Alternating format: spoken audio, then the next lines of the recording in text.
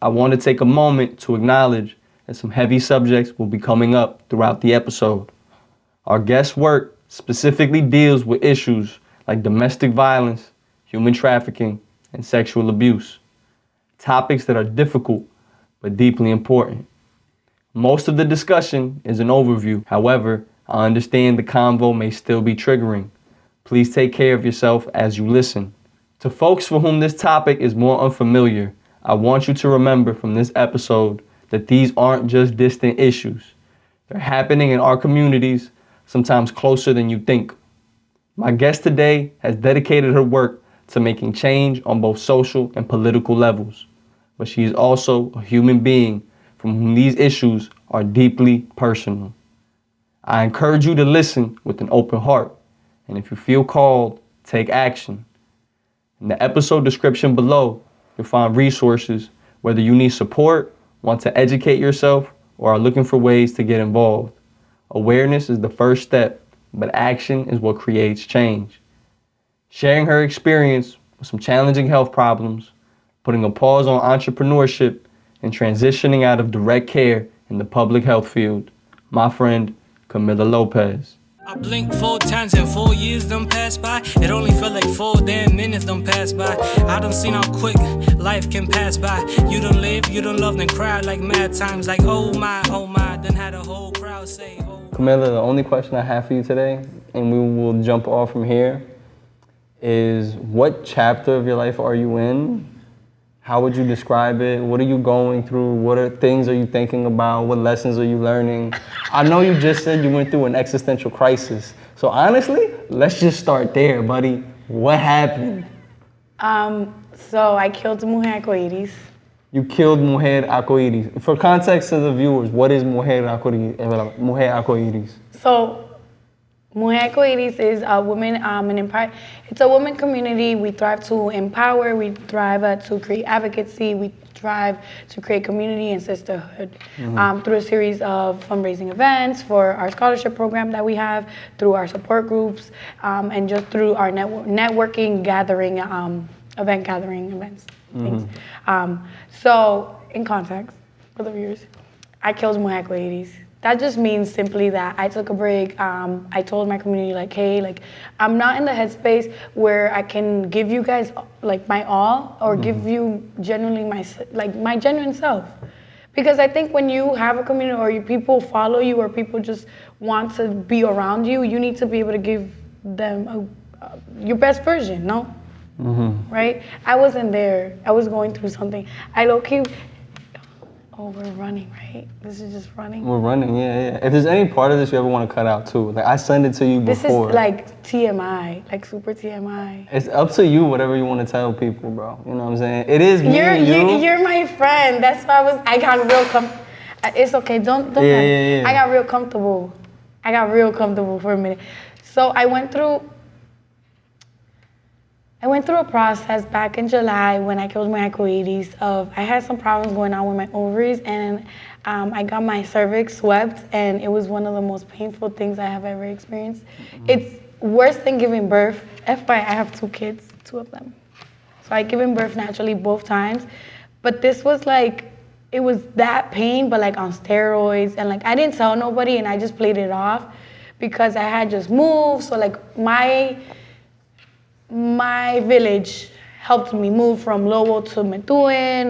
They were helping me with the kids. I just felt like I was exhausting those who were around me to help. So I'm like, I'll be fine. I'm just getting my cervix swept. So do you know what that is? No, but can you envision? A little bit, I can, and it sounds god awful. So imagine like your finger and just getting a piece of your finger just like scraped off. Okay. That's literally what it is, but in the woman area. Yeah. Inside. It's the lining. The lining, yes. Okay. Yes. Can I ask you a question? Yes. If you had this, family, this community, why didn't you think that this community could do the same for you as you're doing for them, right? If you're supposed to be their guidance, Damn. A village chief still needs help, Yes, and so it's an ego thing, or it was an ego thing for sure. Yeah. Where like I was like, when you're a single mother, you're always expected to lead. even when you have a storm on top of you, your life can be thundering, and my kids would never know. Like, Yeah, I'm an emotional wreck. Yeah. If your life is thundering, you're the umbrella, right? Like the kids can't see the rain. No, they don't. They never feel the rain because they're under the umbrella. But then the umbrella's only covering them a lot of the times. And that same thing with with the community, where like las mujeres, I felt. Can I do the Spanglish thing? Yeah. Okay, so con las mujeres, yo siento como que like they didn't need to know what goes on in the background. And it's not that I'm perfect, because I never portray myself to be perfect. Yeah. A lot of people, they know my background story. They know that I have made mistakes, that I have learned, that I have stumbled, et cetera, et cetera.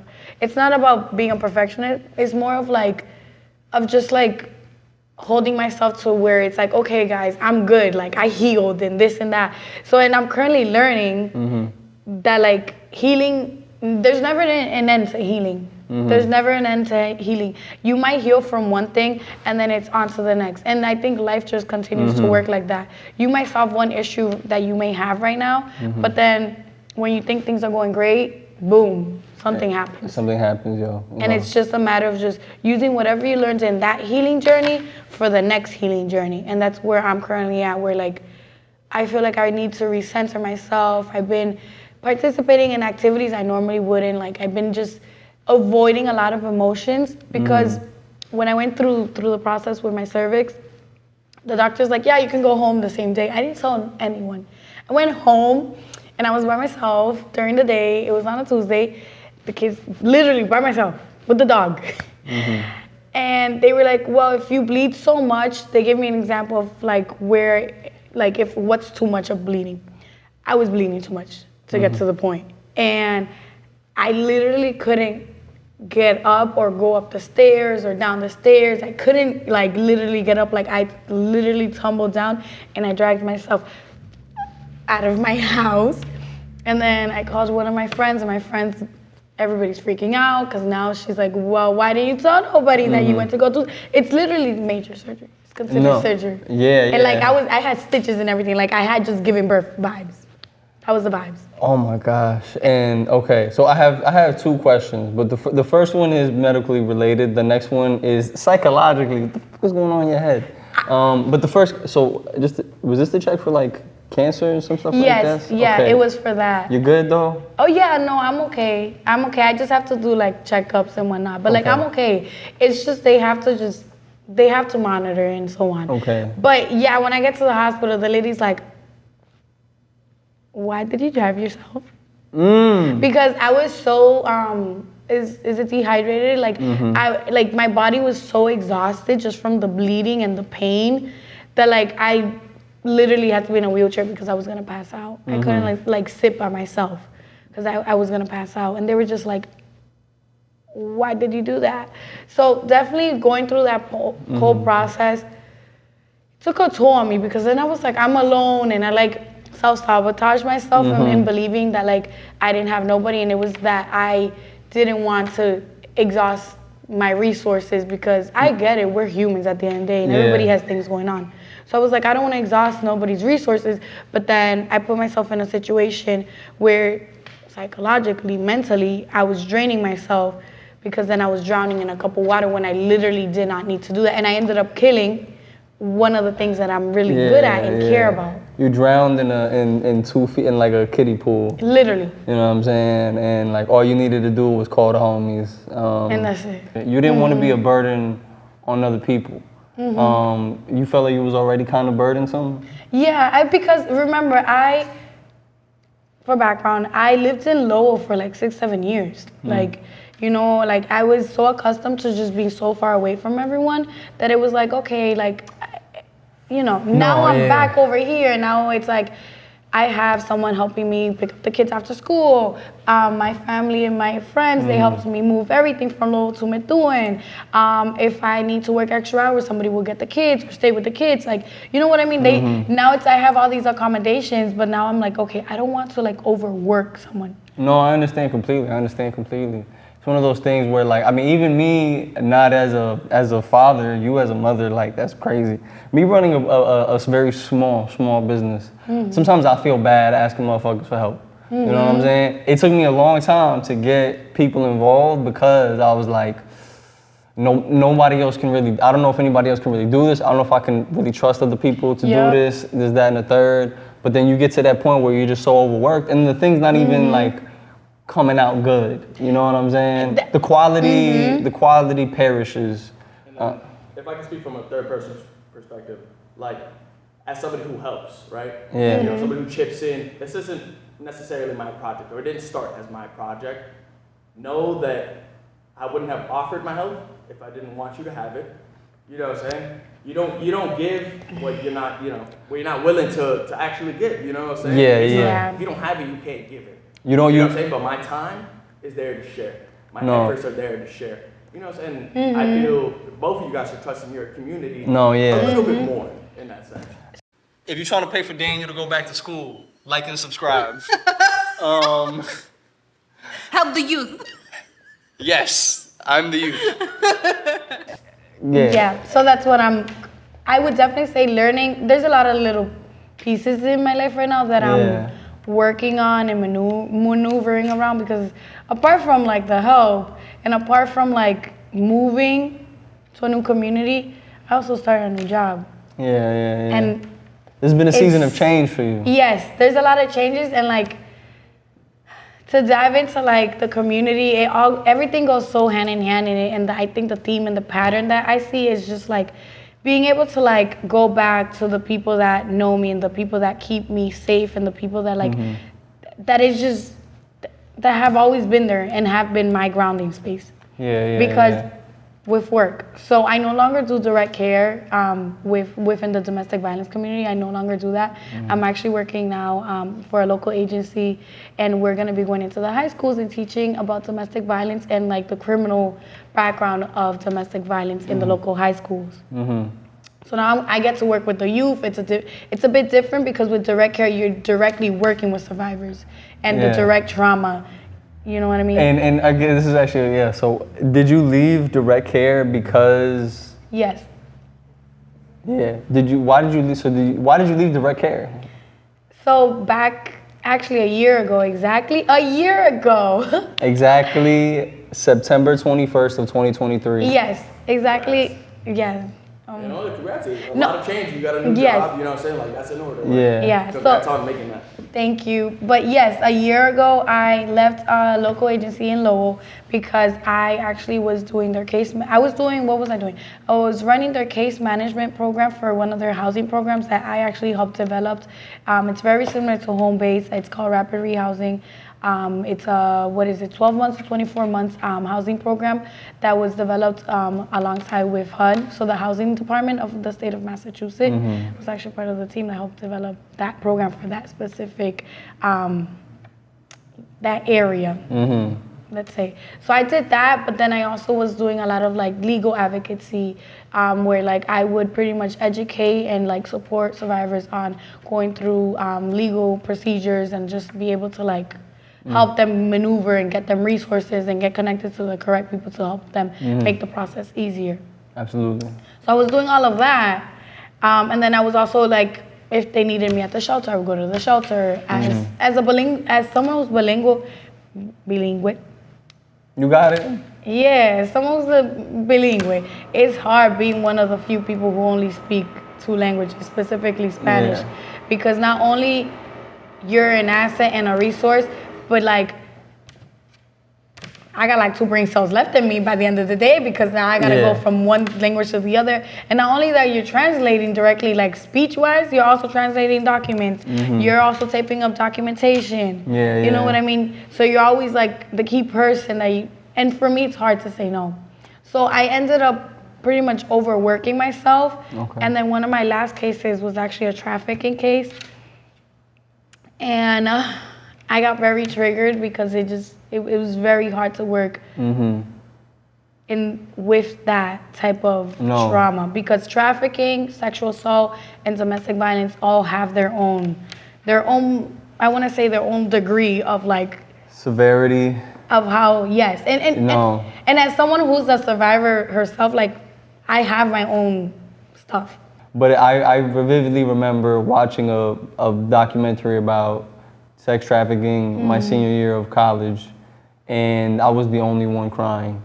Not out of necessarily like, yeah, I was sad, but I was angry more than anything. Like I was very furious at the people involved, their behavior and their treatment of like nothing but like 14-year-old girls, man. And that shit really like, that shit traumatized me, bro. And I have a very different regard for those situations than I think I did have before, because that was my first real like, so it's to say that like, yeah, domestic violence, sex trafficking, they're all terrible. But I imagine that some of the operations involved with sex trafficking, outside of just the one-to-one person interaction, there's a whole system and network involved in that that makes it like far more nefarious and diabolical. Yes. Because it's straight up, it's a slave trade. Yes. It's a straight up slave trade. Yes. And I think it's harder when you work with a survivor who not necessarily doesn't know that they're being trafficked, but they come to a realization like later on in time that, oh wait, this man doesn't love me, or this person doesn't love me. They're actually just using me, because they would manipulate the survivor and like saying like, well, if you love me, you'll do X, Y, and Z, and that's how it would start out. And they would be in a relationship, but the whole time there was no actual relationship. But to fast forward, I ended up leaving direct care because, not because necessarily that case, but it took a toll on me, and I was like, I don't think I can keep doing this. It was the accumulation of events, the overworking, the triggering case, like everything built up. And it was just like, a lot of times I was reliving what my mom relived, or I was reliving what I lived. And to go like, to piggyback off what I just said about reliving, like maybe 2 weeks ago, I had a real panic attack. Not that I have never had a panic attack, but I had an anxiety and a panic attack while at work. It's not the same thing? Okay, no, proceed though. No. Okay, learning new things. But okay, what happened at work? So we were working on a case that happened here in the city, and like, and you're gonna see it in my face. It's gonna hit me. No, I'm okay. I'm okay. I process and I decompress, so I'm okay. When we finally were able to like, okay, we worked with the family. We're trying to be supportive. We're trying to be we're doing what we gotta do. We're doing what we need to do. Everybody's doing their key point, and so on. So the day comes that we go into the community and they do a candlelight for a visual for this person, and I kept telling myself that day, I was like, I'm okay, and it's not hitting me. And I promise, Daniel, it hit me. So there's a group of people. I'm gonna give you a visual of how it was, because without the visuals, you're not gonna get it. Okay. So there was a group of people. I'm standing in the front with all the politicians, the people that work for my agency, other local agencies, and so on. Up with the people that are hosting this visual. The family of the survivor or of this individual they're sitting right here, and there's people, like over 100 people. Over 100 people. So we're just standing there, and we're doing the visual, and when I'm standing with the politicians, with all the other local agencies that are also involved in this evening event, and I pass out the candles. I'm helping as much as I can. I'm like, hey, what can I do to help? And in my head, and you would not be able to tell, I had my heels on. I'm dressed up. I'm doing the thing. Like, you would see me, and you're like, oh, like. It's Camila working. Yeah, you wouldn't, nothing suspicious or weird. And I'm just standing there, and I start hearing the individual's mom, the lady's mom, and she's just wailing, crying, like when I say wailing, like it's this type of cry that you only cry and hear out of a desperateness. And like when you cry like that, you cry, and the energy you have to get to cry like that, you take energy from your toes, from the bottom of your feet all the way to the top of your brain and your head. You grab energy to cry that way. And out of nowhere, I close my eyes. I feel my eyes close. I open them up, and I promise you, what I saw was just like my grandma. I saw my grandma here. I saw the whole thing, like the whole candlelight, the whole vigil they did for my mom. I was there. I was no longer. You had a flashback. I had a flashback, yes. I had a flashback, and I was no longer in 2024. I was in 2015 with my family, and like the lady crying the cries, it was my grandma. In what I was seeing, and I blanked out, like literally blanked out. Then I started feeling my chest was getting tight, and I couldn't breathe. I felt like the oxygen was getting like. It was escaping you. Yeah. And I felt I'm in heels, like I'm in like stilettos, like heels, guys, thin heels, and I feel my heels. I'm like starting to shake, and I'm like, oh my God, I'm gonna like I felt myself, I'm gonna pass out. And then I closed and opened my eyes really hard, like I shut them really hard, and then I opened back up. And I remember my fist, I had my fist like this. I kept going like this because I'm freaking out. My supervisor, she was with everybody else, like in the crowd. She saw it automatically. I ran and I just had to leave. Like I had to get out. I felt like the people were closing in. I felt like everything was just closing in. I was like not gonna like be able to breathe. I thought I was gonna like pass out right there. I cut through so many people. She ran after me, and she kept telling me like, it's okay. Like you lasted long enough. They were waiting. they was waiting. Like not to like, they was waiting just because. They had a conversation beforehand. Yo, watch for coming in. They understood. Yeah, it was very triggering. Dude, like it was so triggering, and it's actually one of the first visuals I have actually attended. I've been doing domestic violence work for like 4 years now, and I can tell you that I haven't worked with a survivor that has passed away yet. I haven't done that, and I thank God every day I haven't experienced that. It's very scary. I know people who have. I have coworkers who have experienced that while working with them, but I have never worked with someone directly that like, they get murdered or anything tragic happens. But to experience that and to like see how like that part of my life bleed right into work, where I was like, thank God I don't do direct care anymore, because. Especially working in a community that I'm so connected to and so rooted with.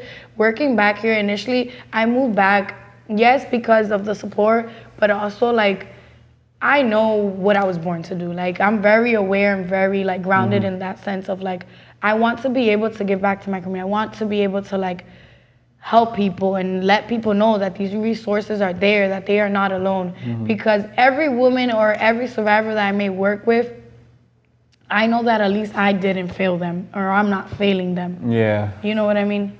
But the direct care definitely, like, the aspect of, like, of that day literally gave me so much clarity of, like, it makes so much sense. And then that evening, I needed to literally decompress. I couldn't go back home and, be a mom and do homework and get everything ready. Yeah. My dad was able to, like, I went to my grandma's house, and I left the kids with my dad. My dad was like, leave the kids. Deja los niños aquí y do what you gotta do. I went to the cemetery, and I meditated for like an hour in the dark, in the cemetery. So crazy, but it was good. It was good. Every time I go to the cemetery and I'm in that headspace, I go to the cemetery, I just sit there, and it feels like my mom's hugging me, and it feels like, and I say this because like, por más viejo que tú te pongas, it always feels good to know that you have, someone, either parent there to just comfort you and to just, a simple hug or a simple, oh, que tenga un buen día, mi amor, or, oh no, mi amor, yo estoy muy orgullosa de ti, o que si esto. No, absolutely. It feels good. No, I don't know if I've talked about this before, but orgulloso for non-speak, it means proud. I cried. I honestly, when one of my mentors told me he was proud of me, I probably shared that story before, but it means a lot. You can hug somebody with your words. I recently sent homie a video. I sent all the homies a video. It was on Abba and Preach, but it was like, I love you, bro. And even just hearing that I love you from, just hearing that I love you, man, we need that acknowledgement that not only are we like here as people, because I can say hello to you and I acknowledge your physical presence, but it's different to say like, I love you, because it means not only do I acknowledge your existence, but I value your existence as an essential part of mine. You know what I mean? And to add to your point, like sometimes it's not always verbal, or it's not always, you know, sometimes it's the smaller things, you know what I'm saying? Like I've experienced, like, I'm a grown man, you know, so I'm 26. The other day, I sat down and I just put my head on my mom's lap. I just needed a minute, you know what I'm saying? Pretended for 30, but I needed a minute, you know what I'm saying? She's just combing my hair, she's picking through it. But sometimes those active loves from somebody that you know is gonna love you regardless. It makes you feel, I don't know, maybe a little more whole, a little more grounded. Yes. Yeah. And for me, it's that. That's like, some people may think like, Marta's like, well, ¿por qué tú vas para el cementerio a esa hora? Because it was late, guys. It was like 8 at night. And he's like, pero ay. And I'm like, you don't get it. It's okay. He was on some Dominican shit, the ghosts are out. You know yeah, what I the mean? ghosts are out, yeah. But to me, it was like literally I sat there and just decompressed. And I was just like, because a lot of times for me, it's very hard to know and to see the amount of individuals that go into our office every day that are in our community. A lot of times you see familiar faces. I shadowed at the courthouse, and I cannot sit here and tell you guys that I did not see a good like 10 people I know getting restraining orders. And you would be surprised who experiences these things and who's going through these things. That's why I'm like, I told my therapist, I was like, listen, like, I don't know, like I'm not working again in direct care, but just being able to see it, like I had a reality check of like, okay, it's not gonna be as easy as I thought it was gonna be, of just going in and just making a difference. It's a lot harder when you start seeing familiar faces. It's a lot harder when you start seeing the numbers. It's a lot harder when you start seeing, you know, that like not every case can be a successful one, or not every person's ready to take the steps to actually leave or to go through the resources that are there. And like FYI, like I work with it at the agency I work with, not only does domestic violence, we also do sexual assault. Sexual assault, I'm more in the newer area.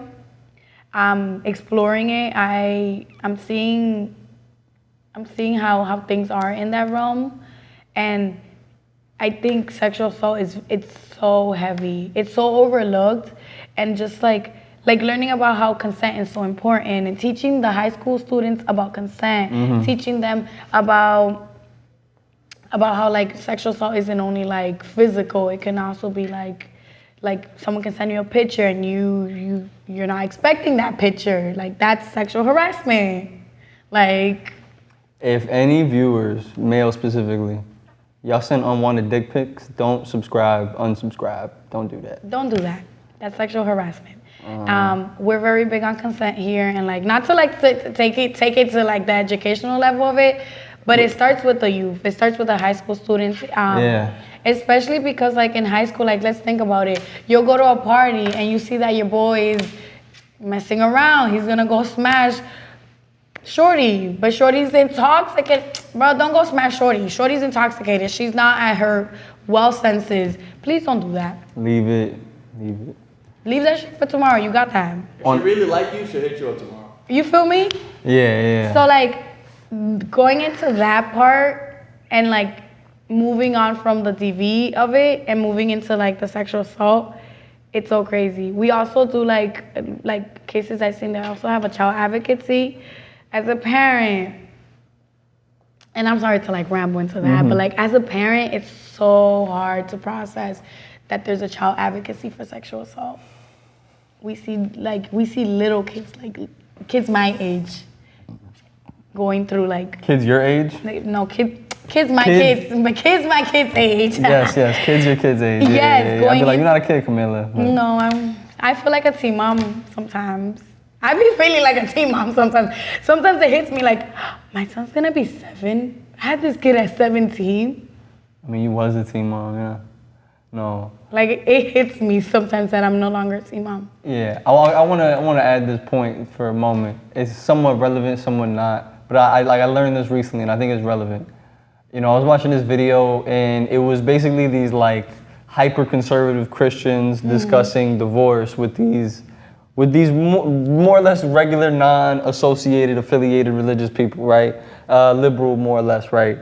And these guys would talk, like they're very anti-divorce. Person brings up, what if your partner hits you, okay? And then these dudes have the audacity, like they have the goal to say, oh, that's only like a 1% type of thing, yada, yada, yada. And I'm like, is that really a 1% type of thing?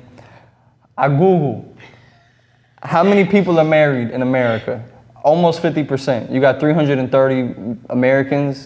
That means there's about 65 million people who are married. 20% of that 165 will experience domestic abuse. Yep. 20% of 165, if I'm not mistaken, is like about 30 million. Okay, 30 million people. That's not like one. That's not that are married. That emphasize on that. That are married experiencing domestic violence. You know what I'm saying? So it's not like 30 million people. You're in a room with 30 people, and that's a lot. So can I give you a stat? Yeah. To give you perspective, 1 in 4 men experience domestic violence. 1 in 4 men. In a population of 100,000, that means 25,000 men will experience domestic violence. Yeah. Do you want to know women? Yeah. What? 1 in 3. 1 in 3. Yeah. Okay. 1 in 3. That's 30,000, 33,000 out of 100,000 people. That's to put it in the like it's a lot. It's a lot of fucking people, guys. Yeah. Yeah. And we could go on and on about stats. Yeah, we don't have because like it gets scary. In the state of Massachusetts, it's only 186 beds, shelter beds for domestic violence. And how many, when I at the shelter I was working at, or the agency I was working at in Lowell, weekly we would receive over 1,000 calls. People looking for beds. And you only had 126? There's only 186 beds. In the whole state? Massachusetts. So y'all for had domestic violence. And y'all had like 10? Nope, we had 14, that's counting cribs. That's not more, I would say, I guess 10, I wasn't that far off. No, you weren't, but that's also counting cribs. Cribs are included in that. So, damn, okay. So there's not a lot of resources in the state of Massachusetts. And there's a big housing crisis. Right now, when I was working with the people over where I was to develop the housing program, it was because of that. They needed an alternative resource because of the housing crisis. People are becoming homeless, and like, let's think about it. Let's think it on a bigger level, right? If I become homeless, God forbid, with my children due to domestic violence, I will then have to sleep in my car. And if someone finds out I am sleeping in my car with my children, you can get your kids taken away. A 51A will be filed. Yep. 51A. Yep, 51A, mandated report. Yeah, okay. A 51A gets filed to DCF, an investigation is open, and then my kids will be placed into a foster home until I find stable housing for them to be put back into my life, pretty much. And with the housing crisis, that is a big dead end. It's not impossible, but it's hard right now. In Lawrence alone, we have a rent crisis going on here. In terms of like, just across the street from where we are, they are offering a 1-bedroom apartment for guess how much? Like minimum is like $2,500. I was gonna say yeah. 1 bedroom. Yeah. And it's not very large. It's not a very large housing. It's an apartment. No. Average rent price in Lawrence is $1,800. $1,800. I actually pay $2,000 in Methuen. And like, to give you guys background, when I was living in Lowell, when I went through domestic violence, I was able to obtain a Section 8 voucher through the Housing Authority in Lowell. I actually gave that housing voucher back. A lot of people call me crazy, like, why did you do that with the housing crisis? Like, my dad's like, ¿por qué tú hiciste eso? Eso es sección 8, tú tienes que quedarte. I'm like, listen, if I did not give back that Section 8 voucher, I was not going to be able to obtain the employment I have in today's time. Not that I make, I don't know, I'm not rich, but I make enough to pay my bills and to get by and to do what I need to do and just get things done. And I'm very grateful to God that I'm able to do that. But I was literally, I remember 6 years ago when I moved to Lowell, when I was 18, I was struggling to even fill up an apartment with a bed. And in today's time, I'm able to pay my rent and still have play money and still be able to put money aside. But it took years of just exercising in my career and growing and experience and just thriving in what I wanted to do. You know what I mean? Absolutely. So me giving back that Section 8 voucher just opened the door to someone who needs it. No, yes, exactly what I was Because these thinking. programs, at the end of the day, in the housing crisis, Very it's a full difficult. circle. Shelters are full circles. Shelters are temporary situations. People normally should be in a shelter 12 months to 24 months. 24 months is 2 years. 12 months is 1 year, right? So people should, like, it's supposed to be a full circle movement. And the same thing with, like, home base. Home base is a 12-month program that you're supposed to, like, have that time to be able to save money. And I understand, like, it's hard enough to pay rent and to save money. Like, I get it. But I also think that, like, in that time being, get a certification, go back to school. There's programs that for example, I did a program. I had my housing voucher was through DCF because I was a foster kid. It's a FUT voucher, in other words. And that program is only good for 36 months. And I was very fortunate to be one of the few that got theirs renewed for another 36 months, which is equivalent to 6 years. In those 6 years, I was able to go back to school, do what I needed to do, grow in my career, figure out what I really wanted to do. But what if I never let go of that voucher? Somebody would have still been waiting. Somebody's mom, somebody's aunt, somebody's sister, somebody's dad. And even then, too, on top of that, you would have not been able to grow out of that situation by not letting it go. I know it's somewhat controversial to say a little bit, but welfare does hold some people back in certain situations where some people do become complacent, you know what I'm saying? They've lived their entire lives in poverty, but partially because they've never tried to get out of needing that thing, you know what I mean? And it's difficult. There are a lot of things that keep you there, and it's like this whole circle thing. But like, to your point, it's not even to touch on that subject too much, but to your point in your story, you made that decision to, like, after 6 years, you made the most of those 6 years. Yes. And you moved on. And it was time. It was time. I would have not been able to obtain, again, the employment I have in today's time. Again, I'm not rich, but I think... I think I'm now able to, like, okay, I can work overtime, or like, oh, if there's a higher up opening available, I can apply for it. You know what I mean? No, and to, like, close off on that, at least that topic, it's the ignorance of not knowing. A lot of times our parents don't know, older people don't know that there is a way out. And if you don't know, you don't know. You know what I mean? I think it's harder to see when people just get accustomed to the system. Like, okay, you can go back to school. Now college is free. You can go to NECO for free. You can go to Middlesex for free. They also have certification programs that you can do. So you don't even have to do, like, a full 2 years associates. And then they work with a bunch of other colleges that you can go get your bachelor's. A lot of schools also provide, like, for you to get your bachelor's for free, just because you're Latino, Latina, and because of the city that you come from. I know, but this is actually a part of your story I haven't heard yet. You know what I mean? Because I never heard what you went through to get to where you are now in terms of actual education, in terms of like taking advantage of certain resources and whatnot. You know what I'm saying? I even like to be very, like, open. And again, I try always to come to the table as my full self, genuine self. I don't like to do the perfectionist thing because I have gone through things. When I was 18, I was still signed on with DCF, and I'm only bringing this up because this one person, I had many DCF workers. But there's 2 people, a DCF social workers specifically,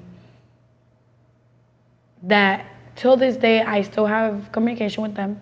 They're actually one of like mentors that I would reach out to, or someone that, like, if I need to take an adult decision. you call them up. Yes, exactly. I would call them up. But when my outreach worker, Heather, came into my life, she was just like supposed. Shout out to Heather. Heather, Oh, Heather, I love you. Thank you for everything you did for me. We actually cried this past May together because Heather nominated me to her supervisor to go in and give the speech as what's that, like when you were a foster kid before? Alumni? Yes, something like that. Something like that, yeah. So I went in and spoke to over 300 foster kids who were graduating high school, college, and just talking to them about how like the outreach program specifically was able to just change my life and change my perspective. When I first started with Heather, she was just going in, giving me resources. She was there to just mend the gaps, pretty much. Heather filed a 51A on me and almost got Armani taken away from me. I was 18, I was really dumb. I didn't do anything bad to say, like genuinely didn't do anything bad. I had an AC in the window. Mind you, I live by myself. My dad's not very involved. I'm very just like in my own bubble. My best friend's in college. You guys were in college. Yeah. You So, came like, to visit us at a few points. Yeah. So I'm by myself and I'm just trying to figure out how to be an adult and how to be a mom at 18 and how to maintain a house and how to do things. And I did a lot of stupid shit. Okay. I left an AC, so the AC window, I lived on a 3rd floor, Armani was 1, and the AC window, the things that go on the side, one of them like broke, and I left it open. I have curtains, mind you, and then I moved the curtains, and Heather saw it. She didn't say anything. She filed a 51A on me because of that. Can you guess why? Because the baby could fall out or something? Yeah, I lived on the 3rd floor. Yeah. He was 1, so he was like learning how to walk. He didn't even walk. Yeah. Oh my. So it could have been very dangerous. Yeah. And like,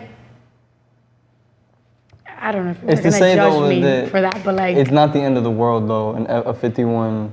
Because I don't know, when you first brought it up, my initial reaction was like, man, that sounds terrible. It probably is. It is, yeah. You have people in your house, they go through a whole investigation. They're in your business, they're in your hairs, pretty much. Yeah, They're investigating.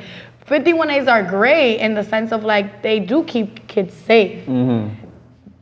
It's a very controversial topic if we get into it. Yeah, okay. But, No, I've heard horror stories. Yes. Like not like Friday the 13th horror stories. No, like children. I saw this one social worker explaining a case she was involved in where another social worker, there was a white kid put into a black family. White kid loved being a part of that family. And social worker was like, we're gonna put you somewhere where you belong. You know what I mean? And it's like, he was in love with that family, bro, and the family was in love with him, and sort of like, and I mean, I imagine there's a lot of nefarious, well-intended things that go on, you know what I mean? To give you background, Heather's a white woman, like white, like, she's probably gonna see this. Blonde hair, blue eyes? Yeah, like she's a white woman, like, but her kids are half black. Yeah. Or I think her husband may be Dominican. Yeah. But Heather doing that, she literally taught me what tough love was, and literally like, that was like a big that was a shifting point for me where I was like, oh shit, hold on. I'm trying to figure all this shit out. I went to the parenting classes. At first it was like, I don't need parenting classes. I was 18, yo. I was like, you needed parenting classes at 18? Yeah, I damn well needed them parenting classes. Let's be for real. I'm talking about you got parents who's 50, 60. They still need parenting classes. Bro, I didn't even have the parents. I was trying to parent myself, trying to figure out how to parent. Yeah. So, and initially I saw like in today's time, like I see the danger. Like that is crazy that I did not think that was not dangerous. Like, and obviously in my case, that was small. I got that 51A filed. I thought my kids were gonna get, I thought Armani was gonna get taken away. Like, it was, for me, it was the end of the world. I'm freaking out. Then they sent me the parenting classes, and literally, like, I feel like if Heather would have not given me that tough love, I would have not shifted in the sense of like, hold on. I gotta give the kid a routine, bro. Like, what am I doing? My kid was gonna sleep at like 1 a.m. for no reason. I was just, loco, a lo foqueto. A lo foqueto estaba el chamaquito. And that initially was what gave me that, like, that mentality of, like, we need a routine, we need structure. And also, like, Armani's autistic.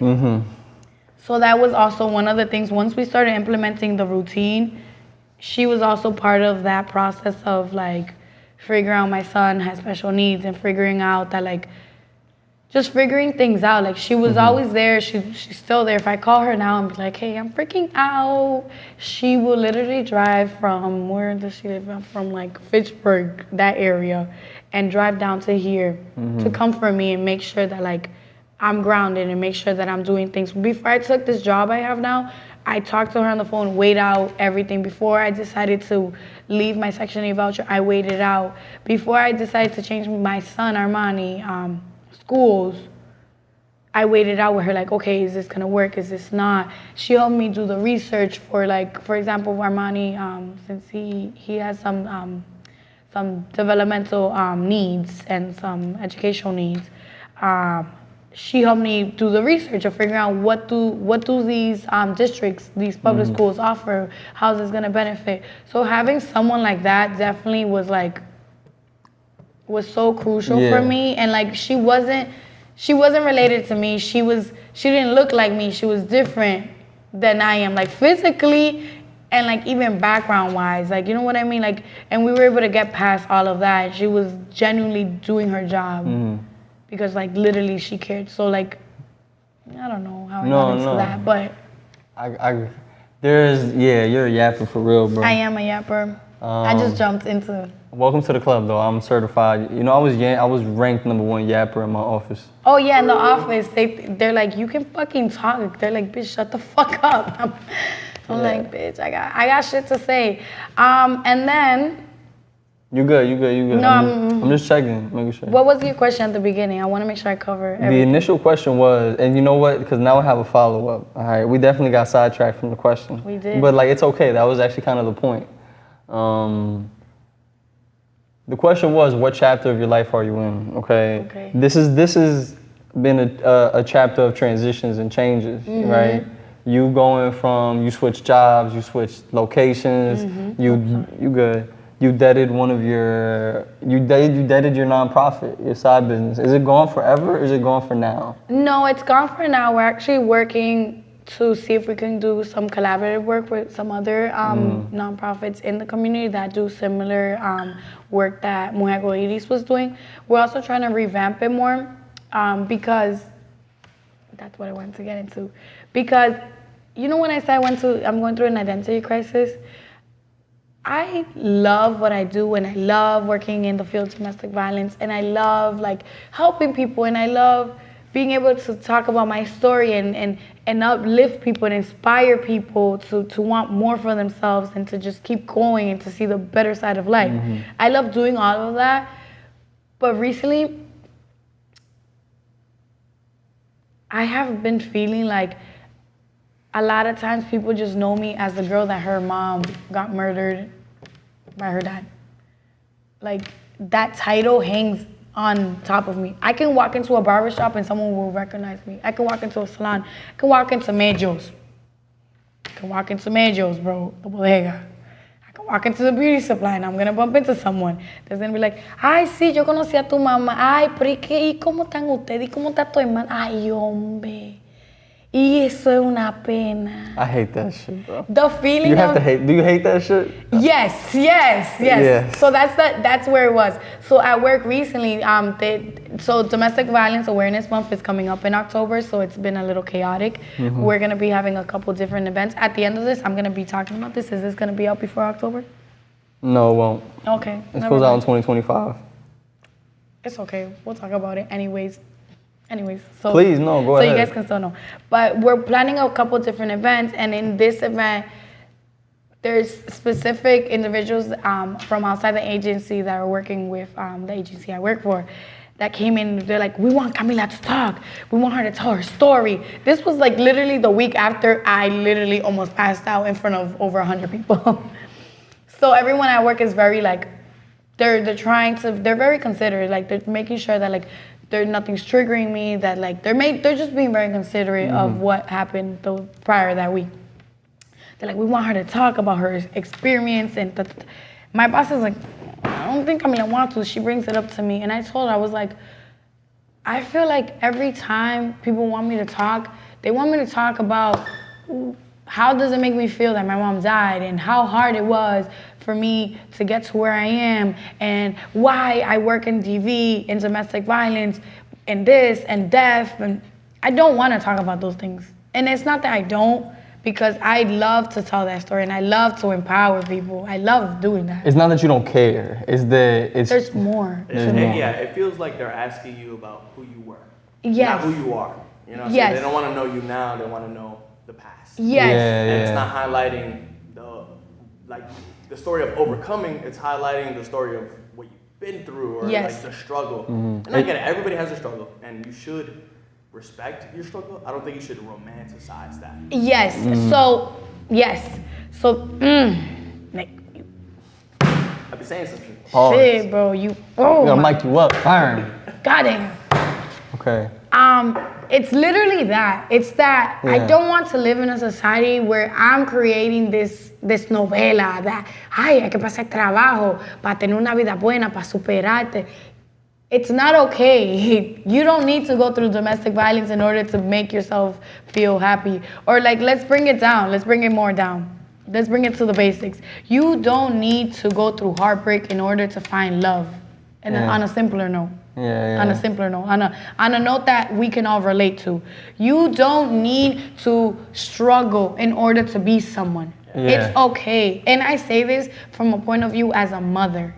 Because before anything, I'm an individual, but I'm also, the biggest part of my life is parenting, bro. I love being a mother, love my kids, and I love the simple fact that my kids will never experience certain things that I had to experience. If my kids do not need to experience struggle, they will not have to, because I will make sure to set the stepping stones for them to be able to know that it is okay to be normal. It is okay to be simple. It is okay to be safe. No, I agree.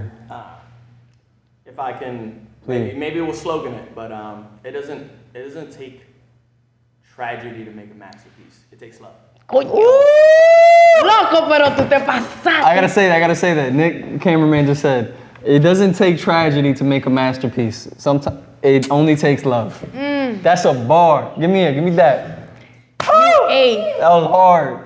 No, yeah. Like, think about it.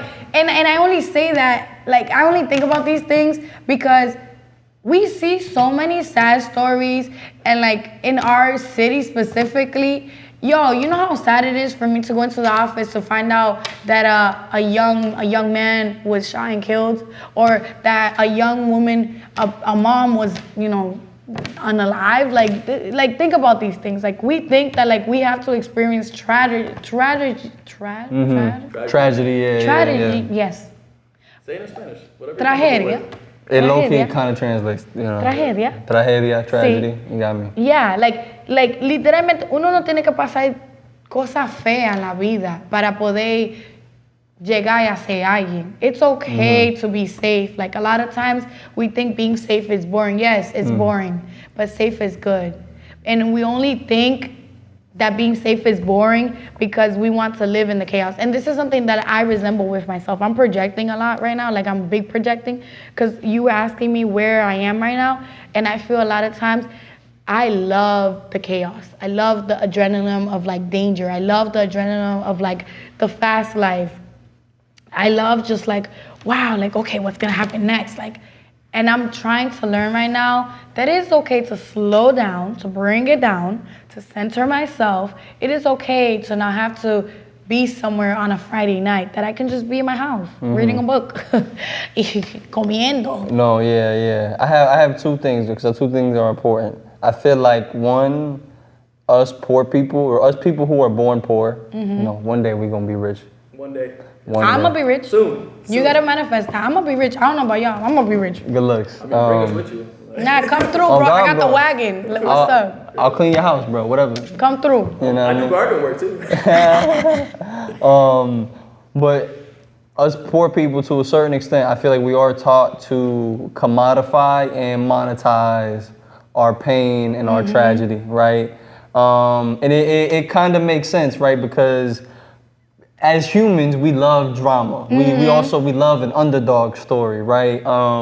But sometimes I feel like us as viewers, as consumers of these stories, we don't always appreciate what the person has to go through to relive that story every goddamn time. Wow. I remember that, you know, especially speaking with Truth, you know, my man served 16 years, and he was telling us, like, he gets he gets asked to go do this public speaking event, he gets asked to mentor these individuals who are going through, and at a certain point, it's like, it's exhausting, right? Especially when you're like still close to it somehow, some way, right? Yes, and you bring up Truth, and like I can see that. You say it's the reliving of it. It's just, I don't want to be labeled anymore as someone of, when Nick just said it, I don't want to be labeled as someone I used to be or what I experienced. A lot of times people don't even ask me what I'm doing now. A lot of times people don't ask me what my future plans. A lot of times people don't even know that in my future plans, I hope that I'm able to bring an emergency domestic violence shelter to our area or that can serve our area. A lot of times people don't know those simple things, or people are like, oh, I don't know. I didn't know you had a women's community.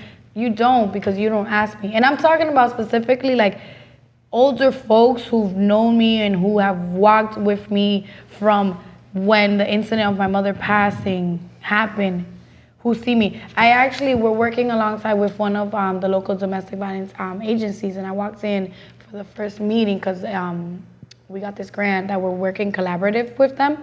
And I walked in, and one of the ladies used to be my trauma-informed therapist when I was 16. She saw me, and she was just like, ay, Dios mío. And she reminded me, like, that I'm a human. Like, she was like, I'm so proud of you. Like, wow, like, what are you doing now? Like, she was asking me simple questions of what are you doing now? Yeah. Like, how is it going? Instead of bringing up she saw you. She didn't see the past. She saw you. Yes. Yeah. Like, it felt very warm. Like, her hug of, like, you know when you get that tight hug and it's just like, Don't let me go. Yo, it was a very familiar hug of like, thank you. Like, and I remember telling her a couple weeks ago, I was like, thank you for literally just listening. Thank you for just being someone that listened to my brother and I when we didn't completely understand. Because as you get older, yeah, time may have passed. It's been 9 years, guys. Next year it's gonna be 10 years of my mom's passing. And literally, it gets worse as time goes on. And I say this from the point of view of myself, and I say this like from my brother's point of view. My brother right now is 20. He just turned 20 a couple weeks ago. And as a 20-year-old man, he's currently learning about healthy masculinity. Yeah, something that we weren't taught. And he wishes my mom was there for his graduation. He wishes my mom was there. So Central Catholic, when they're graduating, they make the parents write the kids a letter, and they're supposed to open it when they graduate college. So my sisters and I, all, because we raised them between like 4 or 5 of us, we all wrote a piece in the letter, and we wrote 2 letters actually. We wrote one graduation day. I'm gonna cry. It's okay. You always cry. I always cry. You always cry. It's okay. I always do it to myself. You're good. I'm good. They're there. But when he graduated, we wrote 2 letters, one for when he graduated college and one when he graduated high school graduation day. He opened it, and I thought him giving a speech at this like donor dinner that he did or was in, and like he was just talking. I thought the dinner was gonna be crazy because he was talking about like he was just saying like I have a clip of it, and it's him just saying thank you, and how he was describing how each of us made an impact and have been making an impact in his life. But when he opened up the letter, he was just like he told me he's like yo, you remind me so much of mommy. You're so determined. You're always looking at the brighter side of things. You always look for the best in people. You always want to help people, and I know you're gonna get everything you deserve in life because you've given up so many things to just do for everybody else. Yeah. So it was yeah. Mm-hmm. Yeah. So with him, I saw it that like it doesn't get easier. He's currently in a relationship, and like he'll call me and say like, hey, like we want to do this goal. They want to buy a house, but they're so young. They want to get married. He called me. He's only 20. He's like, hey, I want to get married. I hope his girlfriend doesn't watch this. Don't worry. I'll say it for you. Don't do it. him. I was like, you're so young. Like, I was like, papi, tú eres muy niño, todavía a ti te falta, todavía crecer. I was like, we can do definitely, like, we can explore the, the investment. Y'all can fuck around and move in together, like. So they want to buy a house together. So I told them, I was like, that's great, but we can work together for each of you guys to buy a property on your own. You guys, they're both doing very well economically and they don't got kids. I'm like, and I made a sandwich or a burger. I always say I did a good, bad. So he eventually was like, yeah, I get it. So he'll call me for things like that. Mm-hmm. And just being able to see him like grow out of just this egotistic of like, I'm the man and como ser prepotente. He's so sweet. Like when I see him buy his girlfriend flowers and just be gentle with her and just be sweet. One day I asked him, I'm like, why are you so sweet to her? Just like genuinely. He's like, yo, I got sisters. And it's true, there's like 8 of us. A lot of y'all. Yeah, like he's like, I got sisters. I wouldn't want anyone to ever treat you bad. He also witnessed the domestic violence when we were living together. So he did see me go through domestic violence. So he always brings that up. He's like, listen, like, bro, like, I wouldn't want nobody to treat you bad or treat Rosana bad or treat our other sister bad. So he's always like, I try to treat people or treat my partner how I would like for you guys to be treated, because at the end of the day, that's kind of crazy, bro. Mm-hmm. So it makes me very proud to know that, like, with time, yes, the grief of death pops up here and there, but that he's been so grounded and he's there, that he's able to like actually work around it and be able to cope with it, because at least in my perspective, it'll hit me, and when it hits me, yo, again, when it hit, ay, loco, me da, cuando yo estaba sola, when I went through the cervix stuff that I was going through, and I was by myself, I like bullied myself. I was like, yo, I'm by myself. Like, yo no tengo familia. Bro, una loquera. I'm like, ay, Dios mío. I've done that before. Yeah, like, I'm like, what Nobody's here for me. Yo, you get tight. Yeah. And you spiral, and I was spiraling. I was like, I remember I spiraled on my dad, because he called me, and I was like, oh, can you get Sebastian, because I'm in the hospital. He was just like, tú no llama a nadie. And I was like, I can't call you because sometimes you're gonna be showing up, bro. And then he started crying on the phone. My dad's very sensitive. I'm my dad's only daughter. So my dad's a crybaby. That's, I think, where I get it from. He was crying on the phone. He's like, you work too hard. Tú siempre quieres hacer la cosa tú. So in that moment, he reminded me, like, yo, tú no estás sola. Like, tú haces la cosa sola porque tú quieres. Like, tu mamá no está, pero yo trato de llenar siempre ese espacio, and he does, yo. My dad, on my 25th birthday, he gave me 25 gifts this year. He bought me a really expensive watch. He bought me Love that, bro. Nah, bro, my dad bought me a Rolex. My dad's not rich, yo. My dad's not rich. Is it real? You got the certificate? Yeah, my pops bought me a Rolex. I low-key want to see that, Applause bro. for Pops, bro. Yeah, it's pink. It's pink inside. I posted a picture on it. I'll show you afterwards. But he bought me a Rolex, and he bought me 25 gifts. But the last gift was the Rolex, and he's like, tú trabajas mucho, 25 años, son 25 años. Bro, I'm gonna crying, because he's like, yo, tú no me das problema, tú siempre haces tu... Bro, I don't get my dad problema. I'm very good, like, I'm a good kid. I laugh just because I know, bro, I was at the You can hear that. I was at the barbershop today, and dude was complaining about his son giving him problems, bro. Bro, nah, bro. My dad was like, tú no me das problema, tú cuidas a tu muchacho. He's like, tú no tienes vicio, tú no eres muchachita sana. And he's like, you deserve... He's just always saying, he's like, you deserve to be happy, you deserve to have good things, Camila. He's like, yo te voy a hacer un regalo especial, tienes que cuidarlo, porque todo es un sacrificio. And my pops bought me a Rolex, bro. And I was like, you bought me a Rolex? I would probably react the same way. I was like, oh yeah. I was like, you bought me. I was sobbing.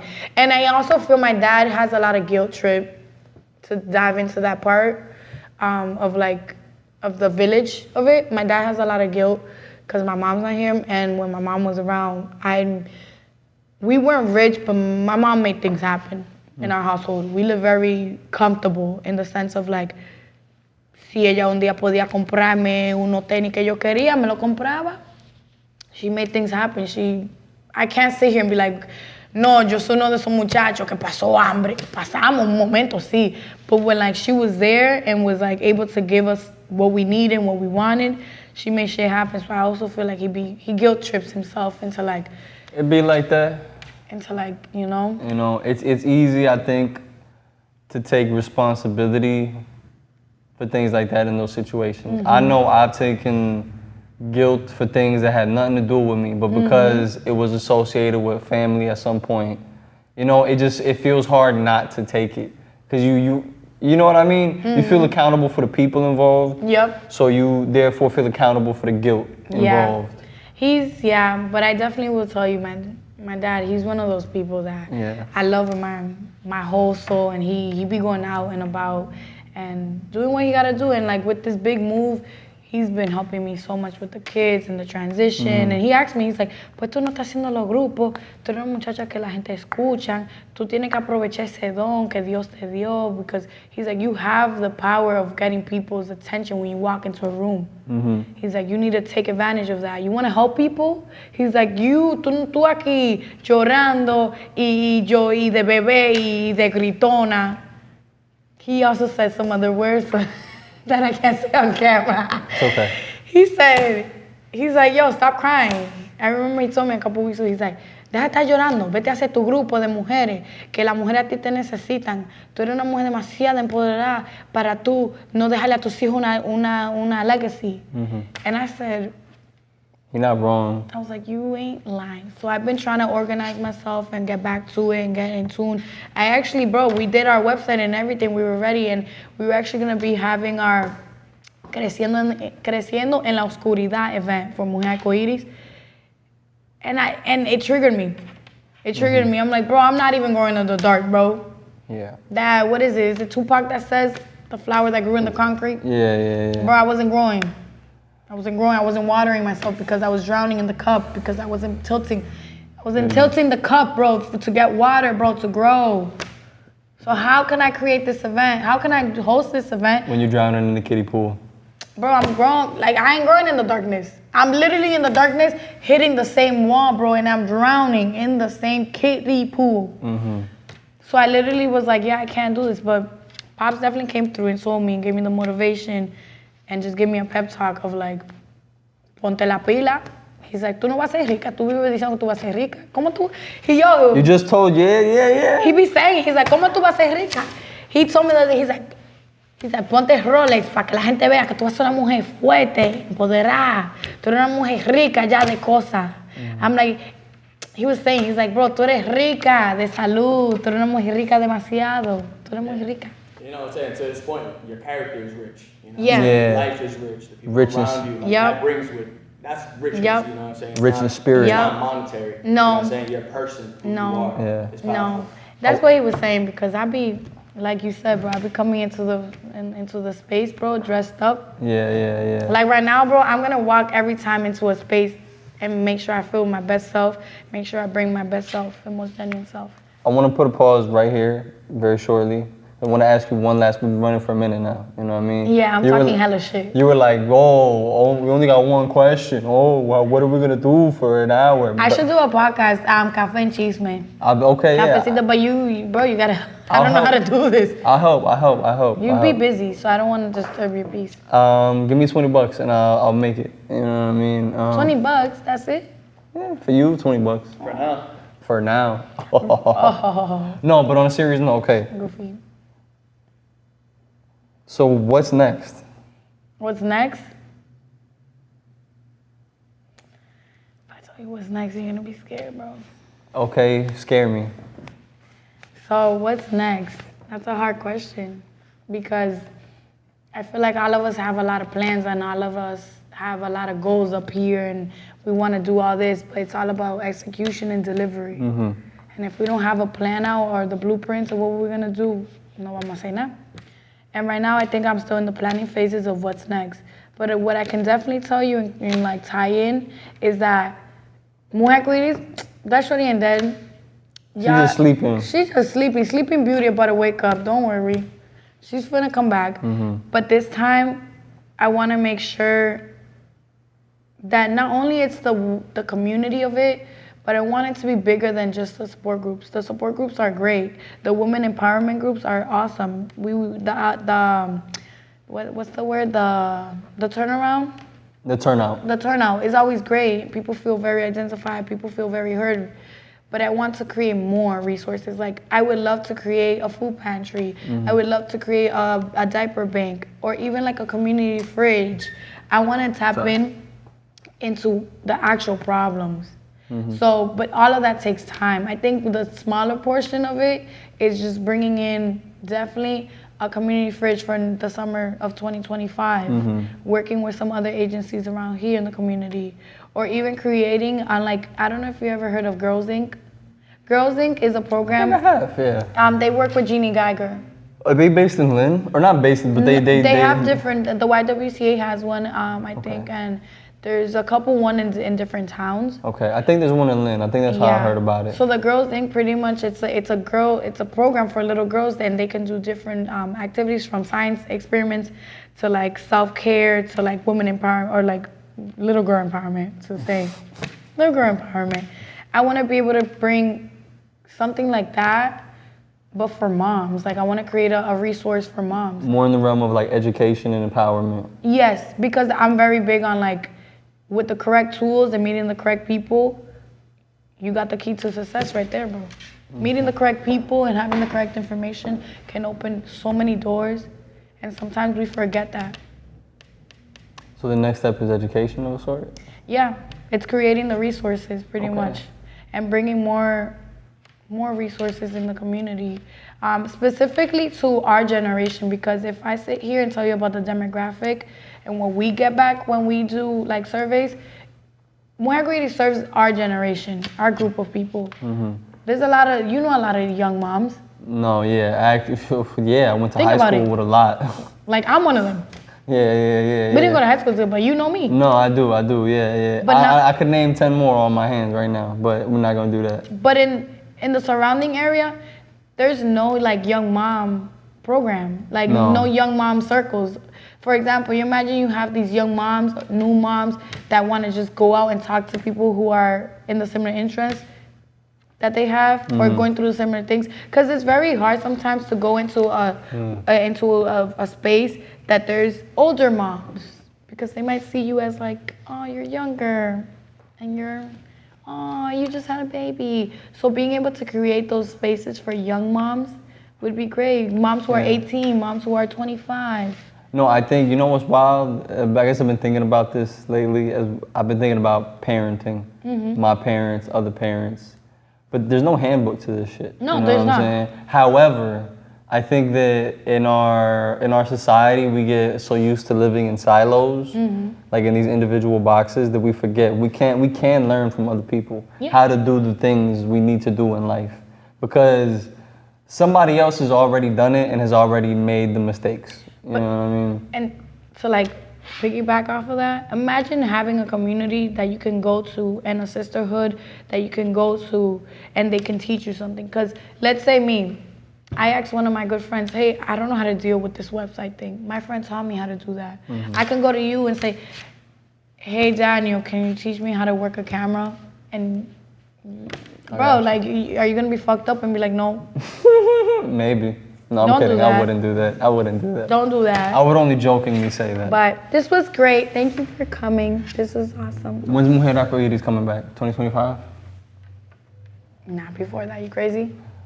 We should come back 2025, just because it gives us enough time to plan. I am a big planner.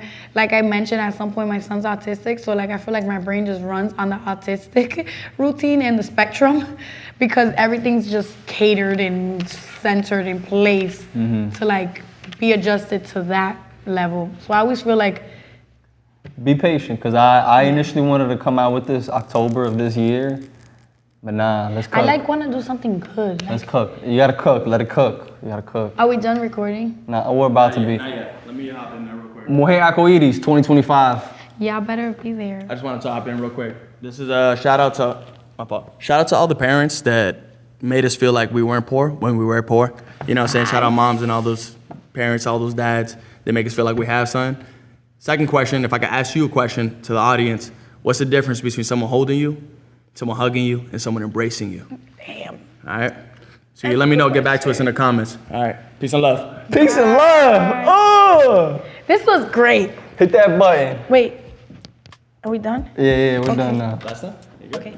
Are you gonna interview Neil? Honestly, but who does it? I'm in a generation where you just say fuck it. Love don't exist unless you out of school, pockets full of money, and you got no issues with your daddy or your mommy. But I ain't gonna sit here and lie. I thought about texting X a couple of times, thinking it would help. Just to remember, it was dopamine I felt at 5:53 or 6:23 in the morning. But we did most of our loving in your bedroom. To be honest, to the public eye, all they saw was kisses and hugs. But behind closed doors, you talk shit all the times. Now you trapped up in my rhyme, got me writing all the time, hoping over time I can heal myself. Now over time I just hurt myself, so I just on my own.